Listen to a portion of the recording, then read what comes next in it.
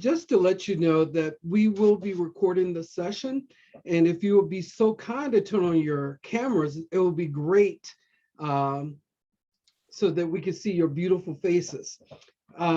We're very excited for today and Mastering Your Future. We have our guest speaker, Dr. Robert Emmett.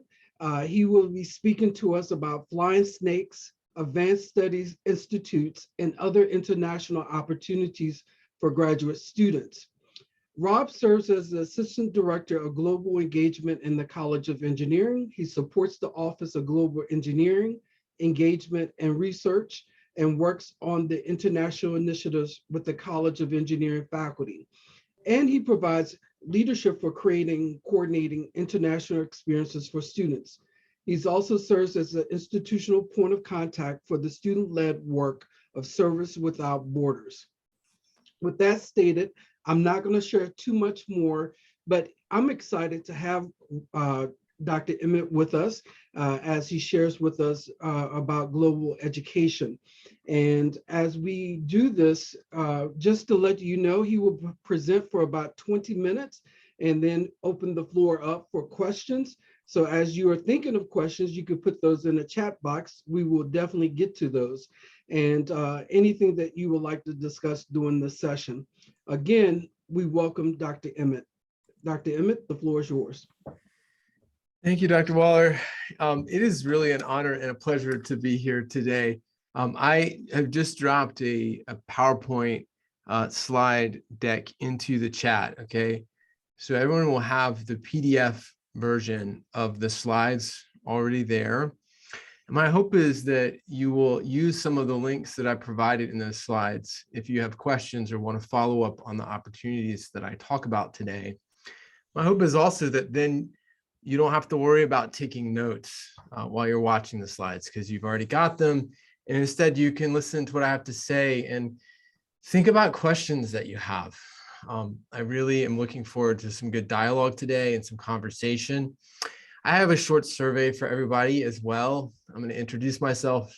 I'll give you some background for me in a moment, but I'm going to start sharing my slides. And I enabled the captioning, which is helpful for me as someone who's worked in a environment where English was a working language, but not the first language of most people I worked with. I really appreciate when speakers make an effort to be understood. So if at any point you have a question about something I've said, if it's not clear, just please chat me, use the chat. So the title is Flying Snakes, Advanced Studies Institutes and Other International Opportunities for Graduate Students. I'm going to do a quick introduction. We'll go to the poll. I'm really focusing on the how today, how to get overseas, particularly how to get paid to travel as a Hokie engineering student.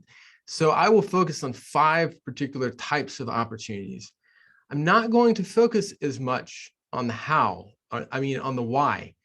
And this is deliberate because I hope we can have some conversation about the why to internationalize your engineering perspectives. And also because frankly, I think among the audience today, there are many people who have a lot to teach me about the why we should internationalize engineering. So I want to try to get some good conversation going. I want to introduce myself a little bit at the beginning because as Trey said, I'm formally responsible as the Assistant Director for Global Engagement with supporting the work of Dr. Nicole Sanderlin and Dean Glenda Scales, Associate Dean for Global Engagement. I spend about half my time doing that work and about half my time working with Engineering Online. Actually, one of our great GAs, Ala Abdallah, is in this group today. But my background is not in engineering. I am really a researcher, teacher, practitioner. I wanted to share this with you because I think of myself as a transdisciplinary scholar. So some of my books are here on the screen. I really care about the obligation that we have as a public research university to serve a broad public interest. That's something we all are engaged in. I think we have obligations in that way. I am always looking for new creative ways to engage global problems, which I think of frequently in terms of the Sustainable Development Goals and sustainability, but more broadly speaking, the goals of justice and equity. So that's where my work has focused. I have taught for over 15 years, and I've also traveled with Virginia Tech students, and I just want to draw your attention to that upper right photograph. It's actually from the last trip I took with a group of Service Without Borders students to Orissa in Eastern India, and that was January 2020, right before the pandemic hit. And at the center there on the campus of the Kalinga Institute for Social Sciences, you'd see the SDGs on the back of the wall, foregrounding the importance of this global work of higher education at that center. But you might also see some beautiful text in the foreground. This is your life, it says. Do what you love and do it often. There's also a line there that says travel often.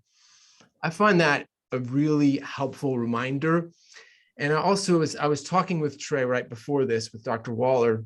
The reality is, when I was in graduate school working on my PhD, there was a period of about 7 years where I did not leave the United States. It was primarily a financial issue. I could not afford to travel. There are many opportunities for you to find funding to get out of the United States and travel as an engineering student. And I want, if you take nothing else from the conversation we have today, I want you to take a sense of possibility, that there are ways to find funding to go overseas and do research and work as a graduate student. So that's a little background on me. And I promised that there was a short survey. Let me just go ahead. If you can't, I see some people are scanning the QR code. This is great. Otherwise, I'm going to put in the chat. See if I can get this to work. Put a link in the chat. So this is a survey with 5 questions. The 5th question you can ignore. So you can just answer yes or no, or maybe. The 5th question is a question that's kind of no longer applies, but I've been doing this survey with lots of different student groups at Virginia Tech. And one of the questions is about the possibility of, how possible do you think it is that you can study, research, or work while at Virginia Tech overseas? Okay, so if you just take a few minutes to do this, and then when you're done, if I can get like a thumbs up in the chat, or if you can just use the reaction to give me a thumbs up when you're ready to go.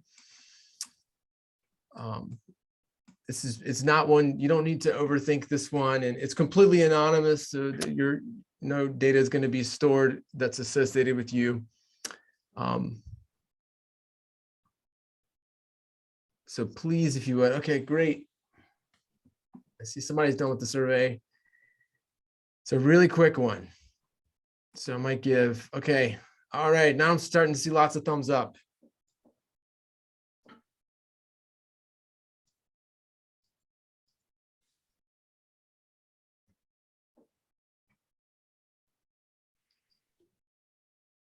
Just give it one more minute.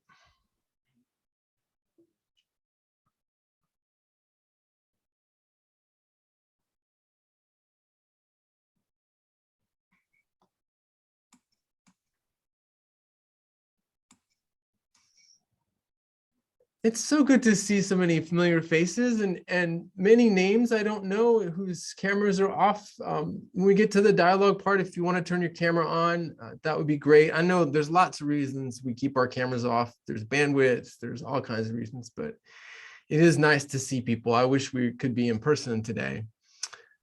Here we go. I'm going to go into the main content. So I'm going to talk about 5 types of opportunities. This is really, again, the focus is on the how to get overseas as an engineering graduate student here at Virginia Tech. I'm going to start with one opportunity that's called International Research Experiences for Students.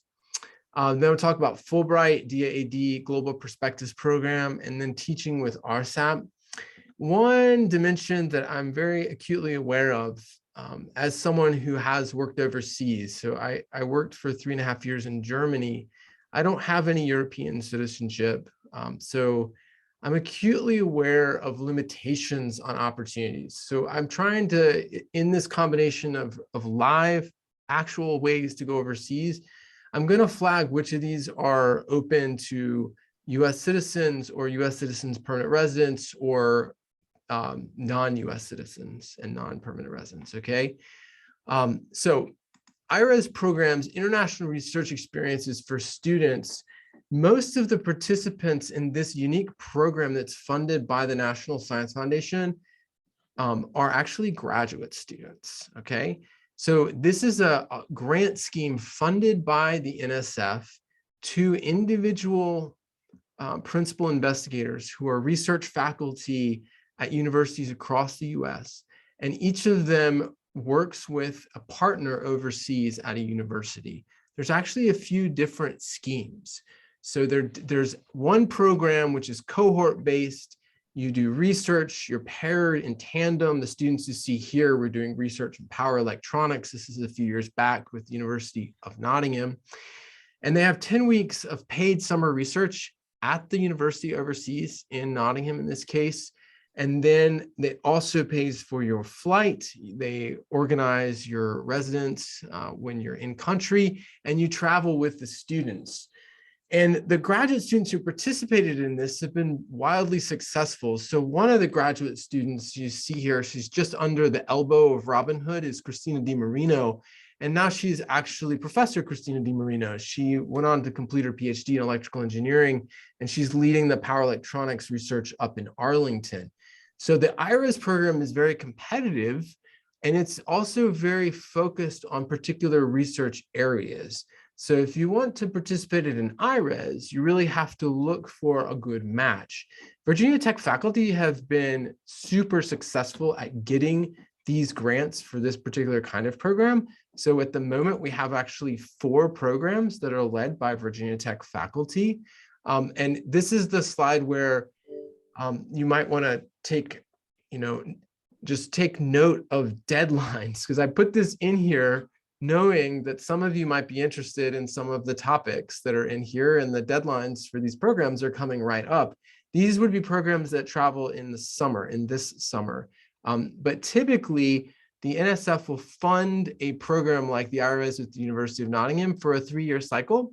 So if this year, you're looking at this kind of opportunity and it doesn't seem, well, maybe you've already got your plans for Somerset, maybe you've already got a job or a research position, keep in mind that they change year to year, and some of these programs will continue next year, including the program with the University of Brunei.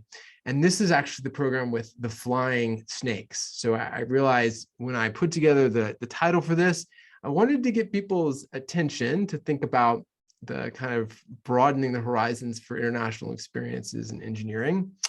The program in Brunei has a focus on biomimicry and the imitation of organisms, modeling their anatomy, the behaviors, the properties of flight, in this case, flying snakes. A previous iteration focused on bats, and then doing new novel types of engineering. So this is the Bio-Inspired Engineering Center that's led by Rolf Mueller and Jake Socha here at Virginia Tech. I know if I ask this question, there's a good chance someone in the audience is probably going to be able to answer it. You can just put an answer in the chat. But why do you have to leave the United States in order to study flying snakes? Like, why is it that bio-inspired engineering has to, if you're going to look at the properties of particularly interesting organisms like flying snakes or bats, why do you have to leave the US? Anybody got an answer to this? Yeah, biodiversity in a different place. It's the wonderful, wonderful feature of the diversity in the living world is that organisms are not evenly distributed. So some of the most fascinating creatures only live in particular ecological niches, and that means we don't have them here. But in the rainforests of Borneo, you can study an incredible diverse assembly of flying snakes. And if you're interested in bio-inspired engineering, based on their ability to fly, then you have to go there. You have to actually travel to see that, to study it. So IRES is not one opportunity, it's actually many opportunities. That's one thing I want to emphasize. So I've listed these 4 programs, and it could be very possible that you don't see your own research interests represented there. So I want to encourage you to look at a couple different databases. And I also want to highlight a dimension that's a limitation here. First of all, there's a limitation with these programs, which is the National Science Foundation only funds IRIS students who are US citizens or permanent residents, okay? The other dimension of this is, I mentioned earlier, their NSF schemes fund different types of programs. There are also advanced study institutes abroad that the NSF funds, and it's a similar structure, except instead of matching you to do research in a lab with a professor at a university overseas, the principal investigator applies for funding to create a short-term advanced studies institute at an international partner. And that's a kind of a master class where you go and you work with a group of graduate students on a particular research theme and you explore that together. NSF just started using this concept in the last couple of years. And I want to encourage you guys to look at the other list of programs. That's the nsfetap.org search. And then I also just want everybody to think for a moment about how it is that the National Science Foundation in the US is set up this way. And here I want to engage in a little editorial comment, right? Again, I mentioned that I have worked overseas, and I know many of you will have maybe come from overseas to study at Virginia Tech, or you have research partners who are overseas. It's interesting to me that the National Science Foundation sets up this program in a way that there's not a centralized database. Actually, there are a couple different databases. If you do a search on Virginia Tech on the NSF ETAP database, you will only find one of the programs. That's the program in Grenoble, France, right? It's led by a fantastic new faculty member in ECE here. The reason for this is that some of these programs are national competitions, and those get entered into database and recruit students at other universities. And some of these programs are only recruiting Virginia Tech students. So the other ones I mentioned, the Brunei program, Bio-Inspired Engineering, and the Nottingham program, those are only recruiting Virginia Tech students. So that's one aspect to it. The other aspect to it is, of course, has more to do with the structure of higher education and governance in the United States. So, and that is that we have a federal tradition and we have a kind of a privatized approach, which means that many of the functions of programs that are run ostensibly by the national government, like Fulbright, which is the other program that we'll look at next, are actually administered by contracts through kind of third-party vendors. In Fulbright, it's a group called IIE, which is an international education organization. And there is much autonomy and freedom that is devolved out to states in terms of how states and universities implement programs that are funded through the NSF or through the State Department, like Fulbright. Fulbright is a program you might not think of as a graduate student, but actually, if you're a US citizen and you do not hold a PhD, you're eligible to apply for Fulbright US student programs. You can actually apply for research stays. When I worked in Germany at a research center, we were successful in supporting a Fulbrighter who came from the University of Iowa. So he brought funding through Fulbright to do a research stay at our center for 4 months. And that's a pretty typical setup. So as a grad student, if you have a collaborator overseas, and again, the caveat is if you're a US citizen, then you typically would start the cycle of applying now. Actually, it opens in the next month. And then you work on an application over the summer. There's a campus deadline, which goes through our campus contact, which is Christina McIntyre. That's typically in August. And then they will support you in revising your application and getting it to the Fulbright Commission by September 15th. And that is done far in advance. So for 2023, 2024, if you wanted to do a short-term stay, then you would have to be applying, basically working on applications starting this spring and summer. And one of the key pieces to be successful is actually having those letters of support from someone at an institution abroad who is willing to host you.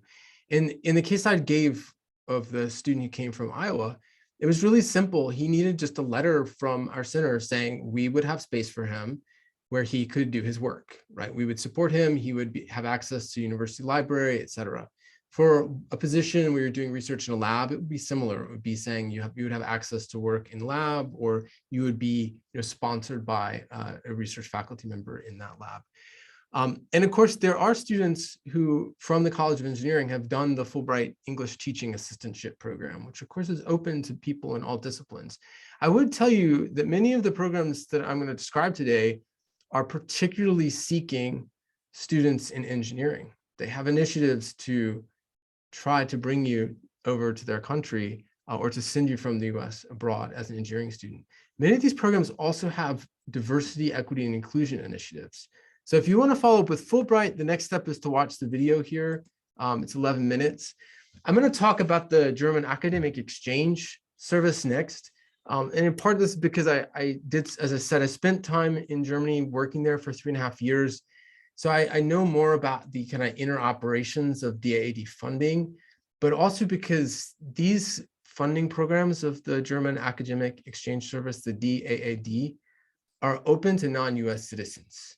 Many of them are open to anyone who is studying at a US university who's been in the country for at least 12 months. So if you've been here studying at Virginia Tech for 12 months, doesn't matter what your citizenship is, you're eligible to apply for the RISE professional research internships.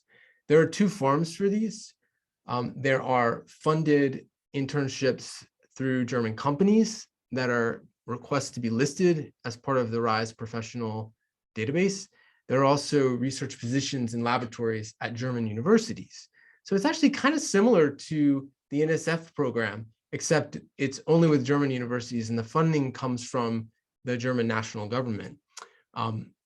They have research scholarships as well. So if you are interested in working with a particular lab overseas, there's all kinds of areas in Germany that are really interesting, like photonics, optics, mechatronics, doing a lot of cool stuff with quantum engineering, which I've been reading about recently, then that might be of interest to you. You can also get shorter term scholarships for courses in Germany. And then there's also a program with the Bundestag, which is an internship, and it's mainly focused on political science. But again, I would tell you, actually, the last person who got the fully funded year-long Bundestag internship was a student in chemical engineering here at Virginia Tech. So again, it's a recruitment program.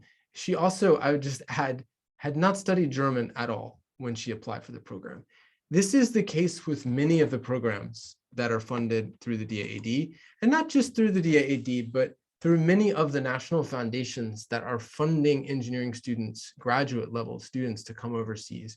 It's really simple, you guys. They want to recruit you to move there and live there and become professional engineers working in the country. It's part of recruitment. Many of you know that the European nations in particular have an aging population. They have negative population growth. So they want young, trained people to come there and stay there and contribute to the economy. For DAAD opportunities, they're also on an annual timeline.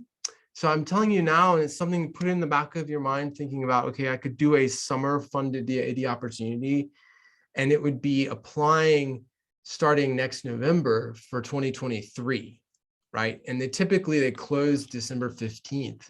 And then notifications are going out right about this time. And again, you don't need to be a US citizen or permanent resident to apply. Also, you don't need to speak German. So one of the things they emphasize is die Arbeitssprache ist in der Regel Englisch, which is English is typically the workplace language. This is a photograph of me with a graduate research group. We got subsidized partially by DAAD. It was actually a program we ran in Estonia with partners in Estonia. And I put it here to also let you know that when I was hired in Germany to work there, I had the equivalent of maybe 2 years of German language. I did not speak German. I had taken it as a graduate school requirement, right? But I had my PhD and I was recruited to go there. And, gosh, now I think about it, if I had, as a graduate student, if it had occurred to me that I did not need to have these like advanced language skills, but that I could apply to these programs, I might have applied to them. But it just never occurred to me. I'll be honest, I always thought like, oh no, you have to be completely fluent. It's just not the case anymore. It's not the case. As long as you have the right skill set, and the right mentality, if you're open to new experiences, then you can apply to these programs and be successful. So the other program that I want to share with you is here at Virginia Tech. And this is a program that's open to graduate students who participate in the Future of the Professoriate program. This is a terrific initiative of the former dean, Karen DePaul, called the Global Perspectives Program. And I understand that it's going to continue under the new dean of the graduate school. So I'm very excited about that. There are 2 courses that you complete in order to become eligible to apply, and then you have to write an essay. One of the courses is a fantastic course on pedagogy that's taught by Dr. Omer Murtzi in our Department of Engineering Education. And the other course is a Future of the Professoriate course. So there is a kind of focus on graduate students who are thinking that their career, that they would like to stay in the university, so in higher education in some capacity.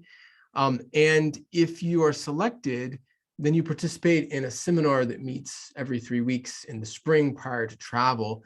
Typically, you will find out whether you're selected in January.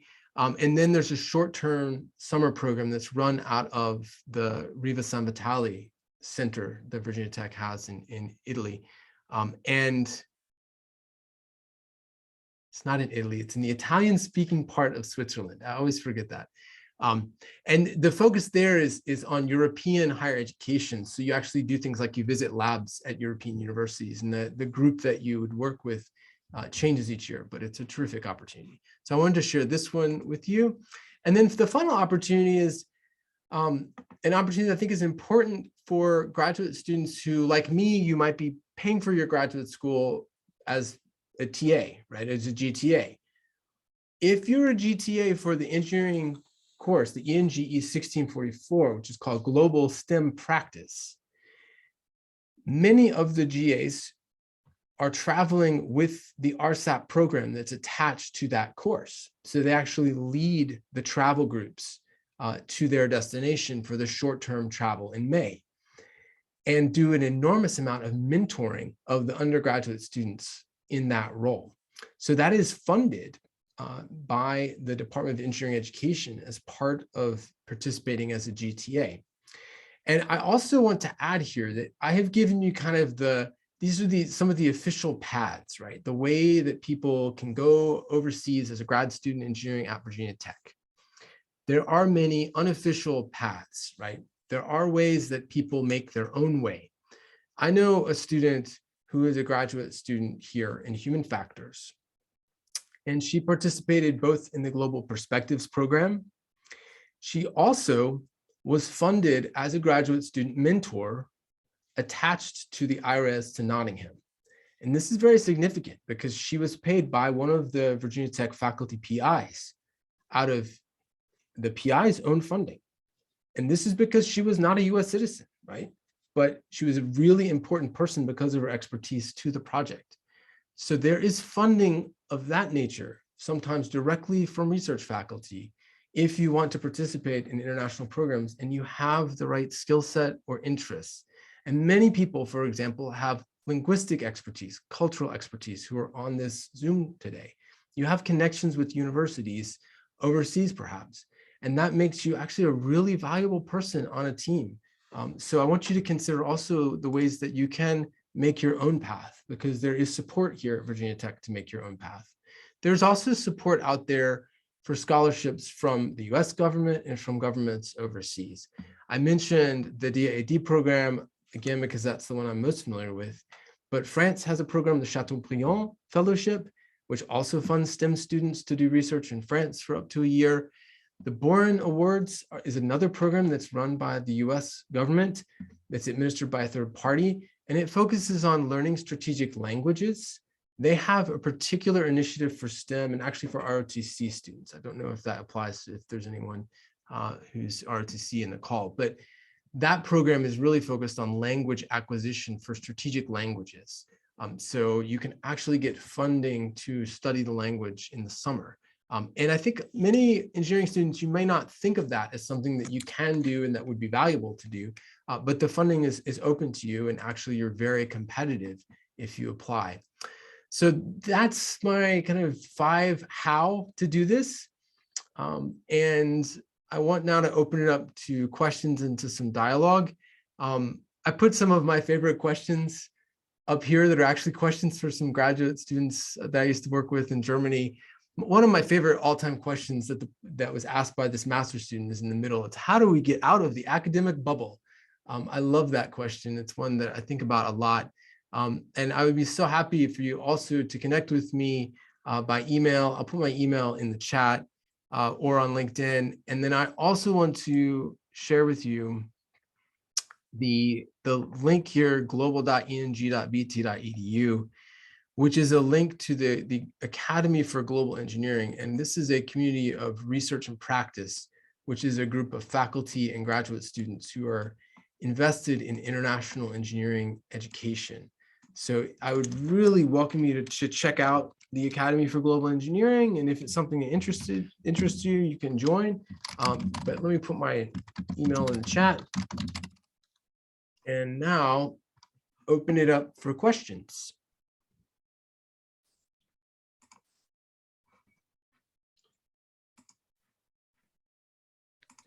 Hello. I'm sorry. No, go ahead, Samantha. Okay.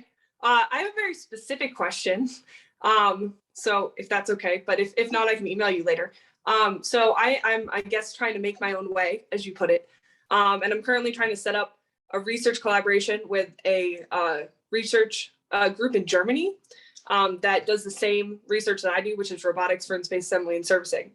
And I've been trying to figure out, my advisor is super supportive and on board. And we're trying to figure out a way that the work that I could do there would tie into my dissertation, and that I would still continue on doing work as a GRA at Virginia Tech. And I'm wondering, what are the policies on Virginia Tech in terms of if I am allowed to do my work remotely for Virginia Tech, but while I'm in Germany for about 12 weeks? Yes, this is a really specific and important question. Okay, I'm going to give you, to the best of my knowledge, the current answer. Okay, so the current answer is that the Virginia Tech does not typically pay for GRAs who are working remotely outside the United States. So this is a topic that's become really important, of course, during the pandemic, because a lot of GRAs got stranded overseas. So I know I see Renee nodding, and so she may have something to add to this, but I am very interested in the scenario that you described, though, Samantha, which is if you are going to be on a short-term summer research stay. I am aware that funding for graduate assistance in the summer is not through a typical GRA 9-month contract. It's typically through hourly.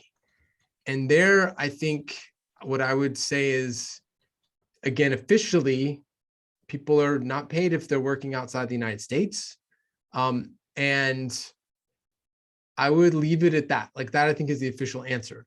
I would also say that in everything, there's official policy and there's actual practice. This is something you learn about a lot in anthropology and cultural anthropology, right? And the reality is the work of international collaboration involves a lot of adaptation and flexibility. And if what you're describing, if it's going to happen, if you're going to set up a research collaboration with a lab overseas, at some point you do have to pay people to do the work of collaboration, which means traveling. So that's where the funding from groups like DAAD or other organizations becomes really valuable. And of course, NSF, NSF does fund students to travel internationally. So I think if you're paid through a grant, I would be surprised if that did not allow you to travel. I would expect that there would be that ability, but I would have to defer to people in the graduate school as well. And does anyone else on the call want to add anything to this or have a similar question?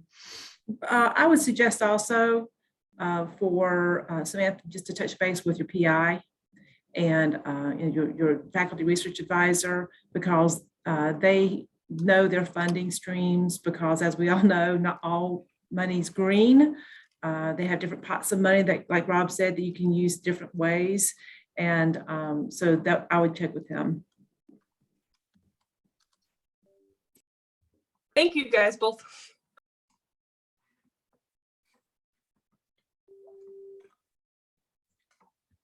So there was also a question about Fulbright and information sessions. And my understanding is that the information sessions will start in the next month.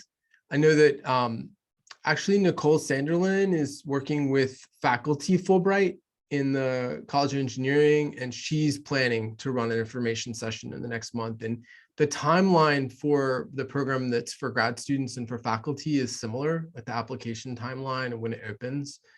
So I would expect there to be an information session in the next month. Robert? Yeah. That's a great segue to my question. What does support look like if I was to apply to the Fulbright?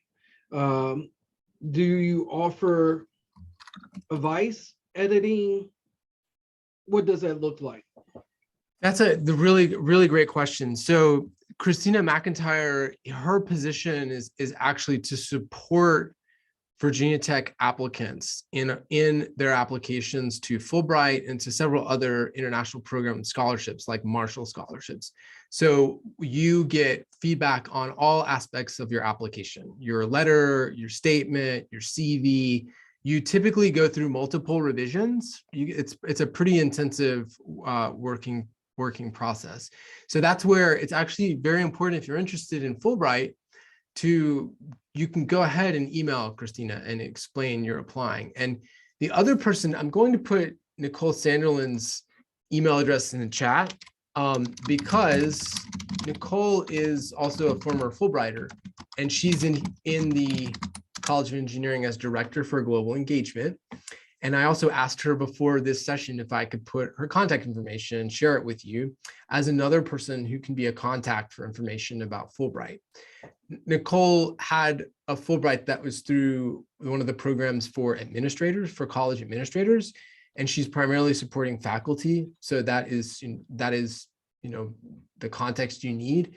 But I do think that she is a person who's very supportive and very likely will be involved when you apply to Virginia Tech. If you were to do that with Christina McIntyre, that application is going to go to other Fulbrighters here at Virginia Tech, and then they review those applications and do the feedback and give feedback to you to improve your application. Because this is actually, it's in the interest of Virginia Tech to help you succeed. Like, it really is something that is important for the university, that we have students who participate in these programs, which means that you would be supported. If you're not, then you let me know. That's the other thing, because there again, we're a big university. I know that individual stories, people sometimes can fall through the cracks, which is again why please contact me if you have questions about any of these opportunities, because I really would like to support you.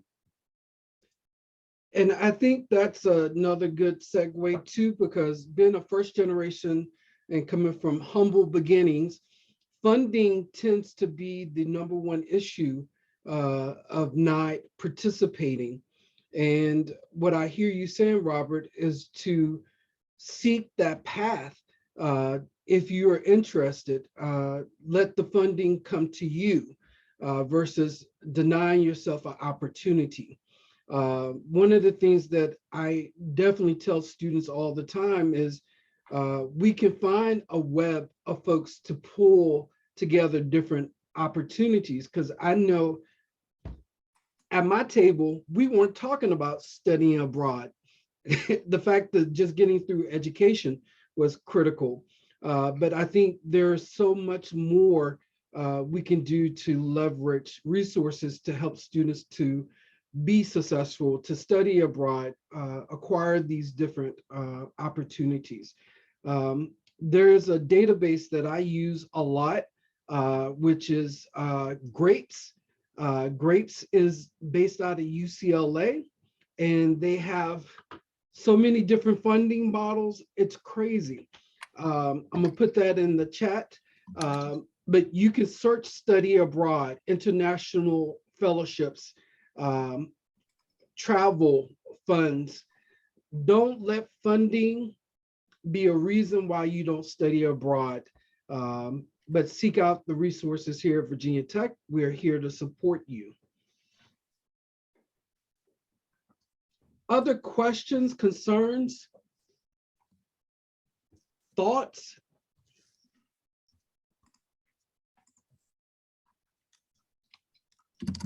Renee, do you have anything you'd like to add? I would say that Rob, we did have Christina McIntyre do a presentation for our scholars last year, and we did record it. So any of the scholars that are out there, the New Horizons scholars, you can look on our Canvas site and review that as well. Other than that, no, Rob, I think it's a great opportunity for the students to have know more about the opportunities to travel abroad. I see a question in the chat box, Rob. Given the contextual differences, how does your work in Germany help you with your work here in the United States? I would like to hear more about the long-term impact of the opportunity that you had. That's a great question. Thank you very much, Alet. So I moved to Germany with two small children. My daughter was 3 and my son was 6 years old, and they went to the public school system in Germany. And one thing my son said before we came back to the United States really resonates with me. He said, in Germany, people work to live, and in the United States, they seem to live to work. And there were fundamental differences in work-life integration in Germany. We worked very hard at the center, at the research center, and we also respected boundaries with personal life. You had significantly more vacation in Europe, and in Germany, 30 days. You started with 30 days paid time off for vacation, not sick leave, not combined time off, 30 days of vacation. And if you did not take your vacation, this was really looked down on. Right? Colleagues would actually give you a hard time. Why aren't you taking time off? It was seen as actually a kind of duty to take care of yourself, to take a break from work. So in the month of August, very little was happening at the research center and at the university because people took their leave, they took vacation. That's something that I definitely brought back to the United States with me. It was, you can be productive without making work a fetish, without making it something that seems like an end in itself. The other dimension to that is the labor protections and laws for workers in Germany are very different than the United States. So it made me reflect on the context in which we do our work here in the US. I think it's even sometimes more important for engineering, right? As a field, engineering tends to be problem focused, about solving problems. And also it's a culture of difficulty. I don't know how many times people have told me like, oh, engineering is really difficult, or that major is really difficult. And I understand it is technically very difficult often, right, to get through the curriculum. There's also a way in which that idea, the story gets told about something being very difficult, and then that becomes a part of the work culture too. And I think working overseas for 3.5 years, really seeing how people do things differently and how people can work very seriously, but have fun, and also have a more relative view of, the difficulty of their work, or the value of the work with respect to other activities in life. There's a German saying, das Leben ist zu genießen, right? Life is to be savored. And I definitely brought that back with me as well. Like it helped me to have a perspective. And I wish I'd had that more in graduate school. Graduate school for me was a time of incredibly intense focus on my career and, learning big theoretical concepts and frameworks and publishing and all that, and very valuable. I don't regret that focus, but it definitely comes at the exclusion of perhaps a more grounded perspective. So yeah, it's hard to overstate the impact that working overseas can have. I would love to hear some other perspectives too. They don't even have to be questions, just perspectives. I think I'm very struck by the fact that this is, in this group, it's very international already. So I'm talking about kind of ways to go overseas, but actually Virginia Tech itself is this incredibly rich international community with these tremendous resources, both in the faculty and the graduate students, who are the majority of graduate students actually in the College of Engineering. The majority of students are international students. And then many other students are like me, we're children of immigrants, right? My father immigrated to the US. So, you know, I know that there's also this kind of rich resource of perspectives in the group here too. I'd love to hear some thoughts from or questions about this.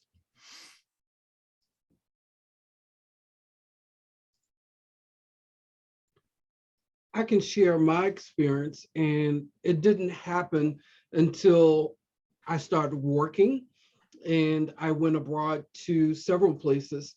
One of the experiences that really stuck with me the most was in the DR, and how America had went over and did so much damage for the sugar cane or the sugar.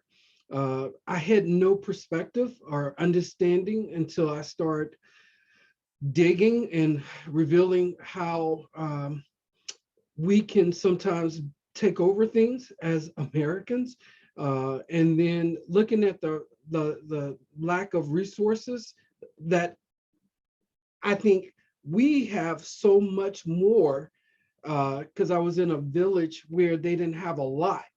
My compassion went very high because I wanted to help, and building a school foundation and teaching classes really opened my mind up to these various topics within the education system, as well as these folks, they have work-life balance.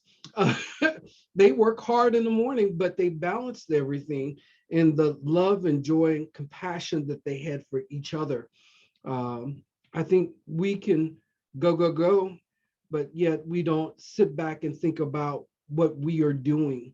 And that really touched me in a different way when I go abroad now, and respecting the cultures and the food, the people, and different things like that. So a sense of awareness. And I think I thought I didn't have a lot, but yet, oh my God, when you start looking at issues, how blessed you can be in given situations. So it really opened my mind.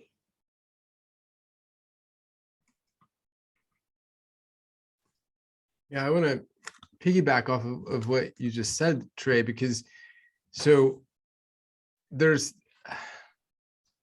in terms of my own positionality, you know, I grew up as a white male middle class person. My father was an immigrant, but he was an English speaking immigrant who came and got a graduate degree in computer science at Virginia Tech, and he was from England, right? So I had a lot of privilege that came with my positionality in this society.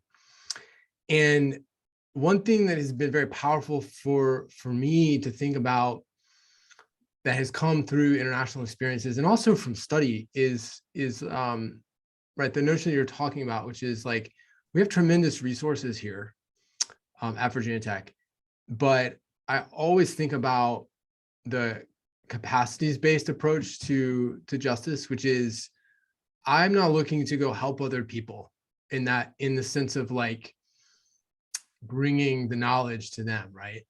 And this is really significant for anybody who might be doing like service work, right? I work with Service Without Borders group, and one of the quotations that I've heard from our VT Engage folks about engaging in service comes from an Indigenous activist in Australia named Lilla Watson, and she's reported to have said, if you've come here to help me, you're wasting your time, But if you come here because your liberation is bound up with mine, then let us work together. And I deeply believe in that. I deeply believe in this fundamental solidarity that while our conditions and experiences are vastly different and unequal because of historic injustices, our liberation is bound up together. So we have to work together. And technical fields, people with engineering expertise are incredibly powerful in this domain as problem solvers, but also because of the relative prestige that a US engineering degree confers to you in the world, right? It gives you a lot of power to do good in different ways. So that's that's the paradigm. That's actually a little bit of the why that we're getting kind of to the why now. We talked a little about the how, but for me, the why is related to that. And there's also there's very, powerful, lucrative reasons that employers report that they are looking for employees with intercultural competencies. The majority of employers say this. There's research that suggests the higher you go in the hierarchy of a company, the hiring managers are more likely to value intercultural experience and skills in technical fields. So there's all kinds of reasons to do this, but oh, this is a great, so Khadija has put a great comment in the chat. Yes, travel far enough, you meet yourself. This is absolutely the case. You learn more about yourself. Yes. As Trey was describing, you learn also about your home culture too, in new ways, right? Like I'm always fascinated when I go overseas to see how different people see the United States. Right? And then to the extent to which I would identify or not with that version of the United States that they perceive, right? That's a really beautiful comment. Well, Dr. Emmett, we're close to time. If there are no more questions, I would like to take this opportunity to say thank you so much for your presentation and the opportunity to explore opportunities for graduate students in studying abroad. If you have any questions whatsoever, please reach out to Dr. Emmett or let us know and we'll get you in contact. Again, thank you so much, and we hope that you have a great day. Thank you everyone for being here. And I just